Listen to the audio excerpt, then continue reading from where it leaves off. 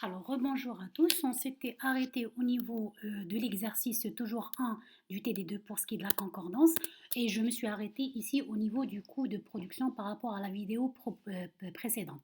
Donc, après avoir trouvé mes coûts de production de chacun des produits A et B, l'étape suivante, bien sûr, c'est de faire, comme on l'a déjà vu auparavant, la suite de l'enchaînement, c'est de faire les inventaires permanents de chacun des produits. Alors, bien sûr, je fais mes stocks initiaux, je les ramène de l'énoncé, je les ai donnés dans l'état de stock, d'accord. Donc, je les ai donnés en valeur, il suffit tout simplement de diviser par la quantité que je donne pour trouver le coût unitaire et c'est même pas une obligation, hein. Vous pouvez laisser cette cellule vide si vous voulez, l'essentiel c'est la valeur et la quantité. Je vais ramener mes entrées toujours comme on a l'habitude de le faire de mon coût de production que je viens de calculer ici, d'accord, comme vous le voyez dans les flèches. On vient de calculer les entrées de stock de A, c'est-à-dire ce que je viens de produire de A, ce que je viens de produire de B, c'est ce qui va représenter les entrées de stock de l'inventaire permanent. D'accord. Par la suite, cela me permet de déduire mon stock disponible en faisant la somme du stock initial en valeur plus les entrées, le stock initial en quantité plus les entrées en quantité. Je déduis mon stock disponible en quantité et mon stock disponible en valeur. En divisant ce dernier par la quantité, ça me permet de calculer mon CMUP. Je fais la même chose que ce qu'on a fait tout à l'heure pour les matières premières. J'insère ce CMUP immédiatement dans la cellule coût unitaire, d'accord, partout, et je commence à me poser la question, est-ce qu'on me donne les sorties ou est-ce qu'on me donne le stock final dans l'exercice? Ici, vous avez la chance, on vous donne les deux. Donc, je récupère mes sorties tout simplement des ventes, mais les sorties de stock, c'est ce qui va sortir, c'est-à-dire ce qui va être vendu à l'extérieur. Donc, je vais vendre 2860 du produit A, je valorise au CMUP pour trouver mon coût de production ici, c'est le coût de production de la quantité vendue. Par la suite, mon stock final, je le ramène de l'état de stock. Je le donne ici dans l'état de stock, comme vous le voyez. J'ai un stock final de 370 unités réellement. Je valorise au CMUP toujours, je trouve mon stock final réel en dirhams et je fais la somme. Comme par chance ici, je n'ai pas de différence d'inventaire. Le stock disponible est égal à effectivement au stock disponible que j'ai obtenu en faisant la somme entre le stock initial et les entrées. Donc, je n'ai pas de différence d'inventaire. Tout est équilibré. Alors, pour ce qui est du produit B, je vais faire la même chose. Donc, mon stock initial, je le récupère de l'état de stock. Je divise par la quantité de 410 que vous avez ici pour trouver l'unitaire et ce n'est pas obligatoire. Ce qui m'intéresse, c'est la valeur et la quantité. Je fais copier-coller de mon coût de production de B, ce qui va rentrer en stock, les 2370 de quantité produite avec le coût de production unitaire, d'accord. Je trouve mon stock disponible, que je peux dire provisoire, je le mets ici, je divise par la quantité de stock disponible total pour trouver mon CMUP. J'insère mon CMUP partout du côté droit de mon inventaire permanent, les 71,5, et je commence à me poser la question, qu'est-ce qu'on me donne dans l'exercice? Est-ce qu'on me donne le stock final réel ou est-ce qu'on me donne les sorties? Vous avez bien compris que ce chiffre, je ne l'ai pas, on ne me le donne pas. Les ventes, il faut les déterminer. Et je vous ai dit tout à l'heure, quand j'étais en train d'expliquer dans le tableau de répartition des charges en direct, je ne pourrais pas déterminer mes quantités vendues parce que je n'ai pas donné le prix de vente unitaire de B. C'est impossible de trouver la quantité avant de trouver le stock final. D'accord. Donc je vais maintenant commencer à me poser la question, est-ce qu'il y a moyen de trouver le stock final réel dans l'exercice, même si on ne me le donne pas ici dans l'état de stock? Vous voyez, j'ai mis à déterminer, comme ce que j'ai fait pour la matière M2. Vous vous rappelez ce qu'on a fait pour la matière M2? Ben, on va faire exactement la même chose pour le produit B. Bien sûr, je vous ai donné le stock final réel du produit B, mais il faut le constater. Je vais le ramener de mon CPC, puisque le CPC est clôturé à la fin du trimestre, c'est ce qui est réellement existant. Donc, je vais utiliser ma variation de stock de moins 17 125. Ici, je la récupère d'en haut. Si vous suivez avec moi, voilà, elle est là. Elle est dans mon CPC. Donc, j'ai une variation de stock négative. La variation de stock, sa formule ne change jamais. La variation de stock, elle est toujours égale au stock final moins stock initial. D'accord? Je décortique ma formule en la répartition entre le produit A et le produit B. Stock final, j'ai le stock final de A plus le stock final de B, moins stock initial, j'enlève les parenthèses, c'est stock initial de A moins stock initial de B. Ici, dans cette égalité, vous l'avez bien compris, comme ce qu'on a fait pour la matière première, il y a uniquement une seule inconnue, c'est le stock final réel du produit B. J'ai mon stock final réel du produit A, il est là en valeur. J'ai le stock initial du produit A en valeur, il est là. J'ai le stock initial de B en valeur, il est là. Il suffit tout simplement que je déduise de cette égalité à une seule inconnue la valeur du stock final réel est 20 735 que j'insère ici immédiatement.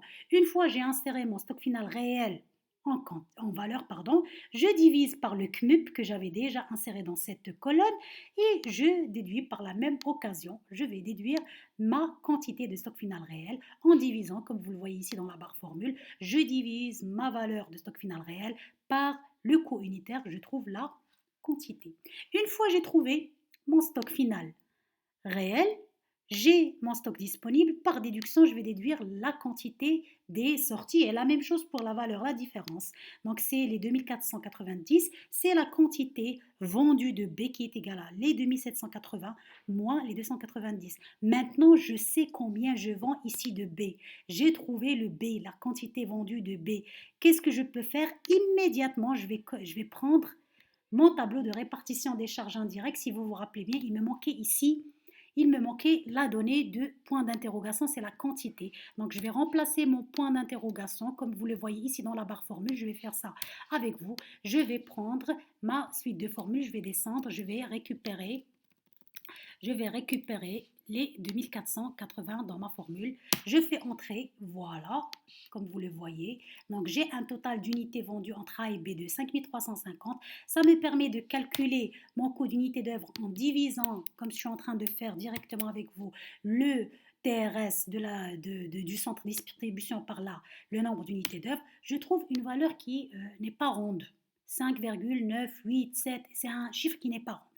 Donc ici, je suis obligée, si je suis dans une résolution par papier, en Excel, ça ne causera pas du tout de problème puisque les chiffres ne sont pas arrondis et les chiffres par la suite sont pris en considération totalement.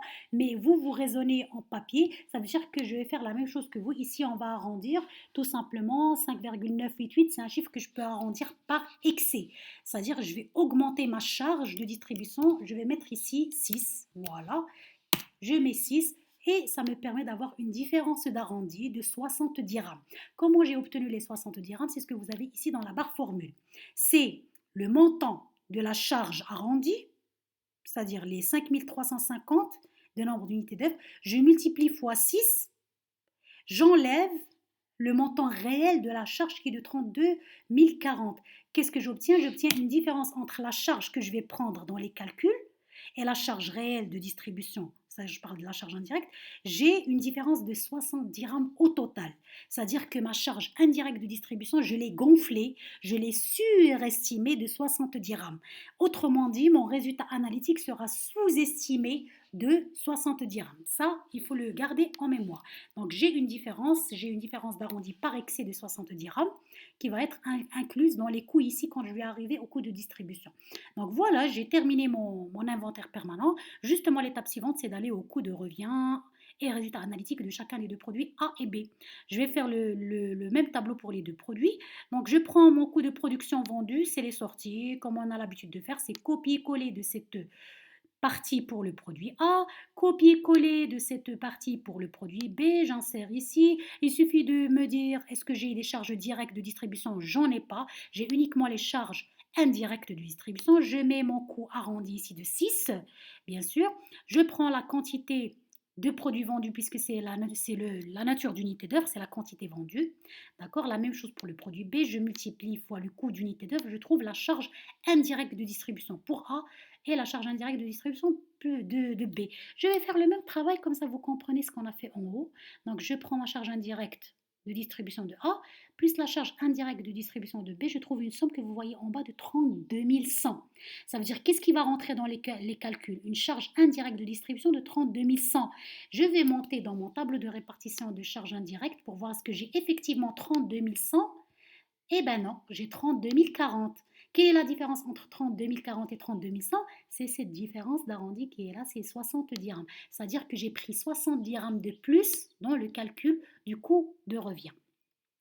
Alors, je calcule justement mes deux coûts de revient pour chacun des deux produits. Je mets mon chiffre d'affaires, d'accord? Je déduis mon résultat analytique par produit en enlevant du chiffre d'affaires le coût de revient.